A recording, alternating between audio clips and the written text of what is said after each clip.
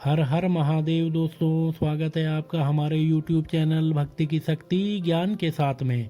दोस्तों, आज के इस वीडियो में हम आपको बताएंगे कि भगवान शिव का नाम त्रिपुरारी कैसे पड़ा। दोस्तों, प्राचीन समय में तारकासुर नाम का एक महाभयंकर दैत्य हुआ करता था, जिसका वध शिवपुत्र कार्तिकेय के द्वारा हुआ था।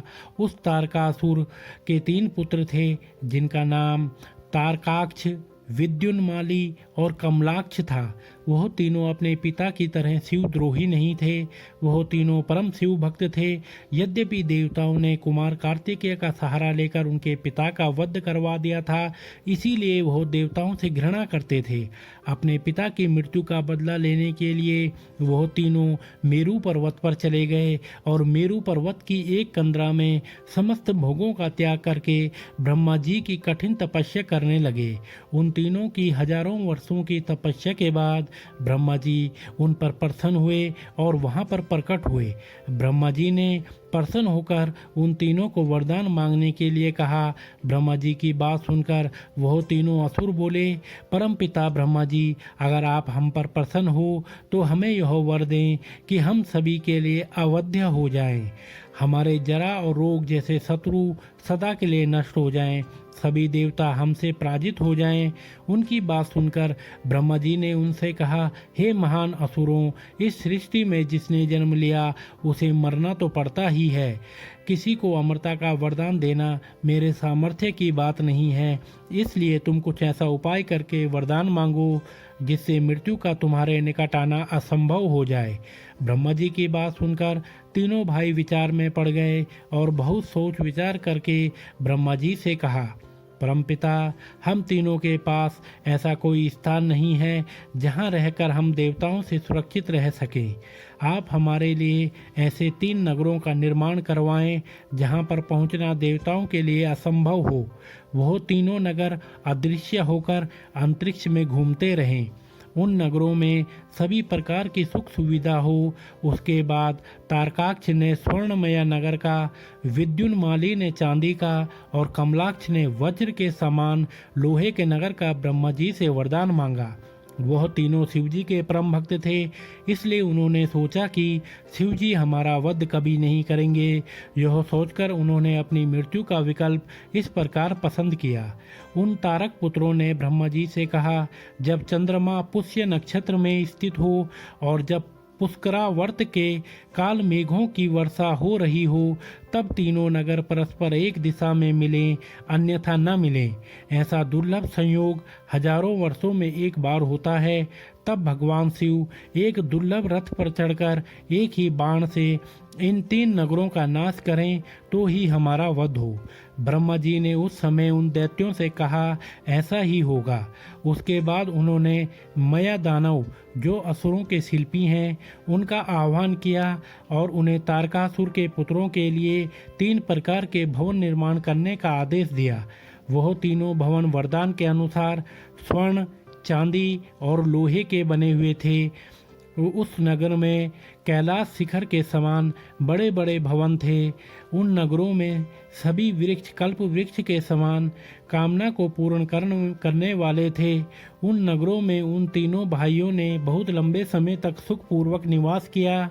उन असुरों ने बहुत लंबे समय तक वहां पर शिव की भक्ति करते हुए निवास किया। वह जानते थे कि शिव उनके भक्तों का कभी अहित नहीं करते, इसलिए वह निर्भय हो गए थे। उन्होंने देवताओं को अपने प्रभाव से दग्ध कर दिया था। उनके नगरों में वेद और पुराणों की ध्वनि गूंजती रहती थी। इस कारण से उनके नगर और भी शक्तिशाली बन रहे थे।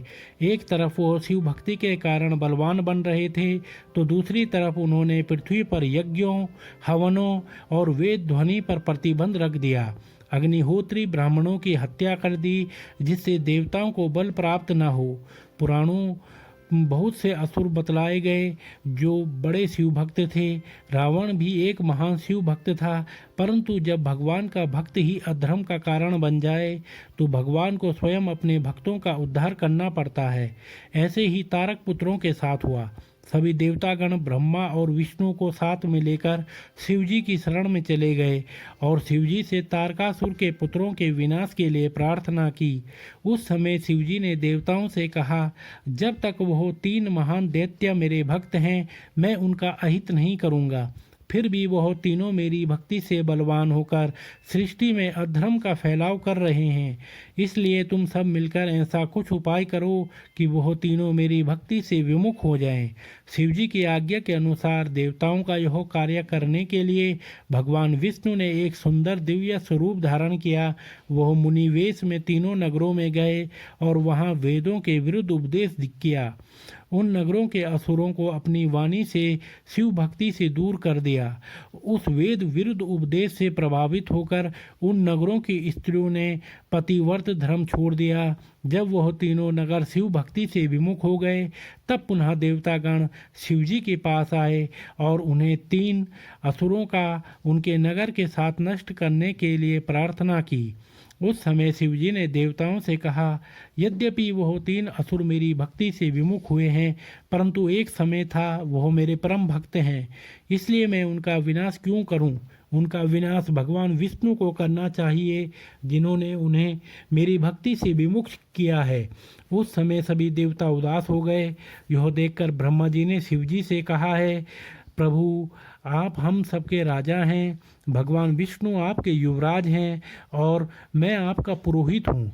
यह सब देवता आपकी प्रजा हैं जो आपकी शरण में आई है। मेरे वरदान के अनुसार उन 3 असुर आपके अलावा सभी के लिए अवध्य हैं, इसलिए हम सब की रक्षा करें, उन असुरों का वध करें।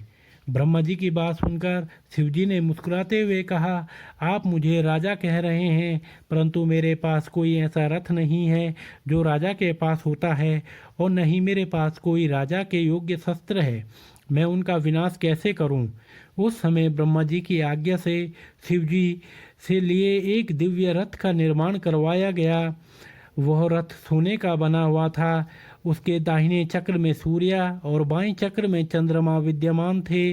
अंतरिक्ष में उस रथ का ऊपर का भाग था और मंदराचल उस रथ का बैठने का स्थान था। ब्रह्मा जी उस रथ के सारथी बने। हिमालय से धनुष बनाया गया और वासुकी को प्रत्यंचा बनाया गया। भगवान विष्णु उस धनुष के बाण और अग्नि उस बाण की नोक बने। वेद उस रथ के अश्व बन गए। संसार में जो भी कुछ तत्व थे वह सभी उस रथ में मौजूद थे। उस समय ब्रह्मा जी ने भगवान शिव से रथ पर सवार होने के लिए प्रार्थना की।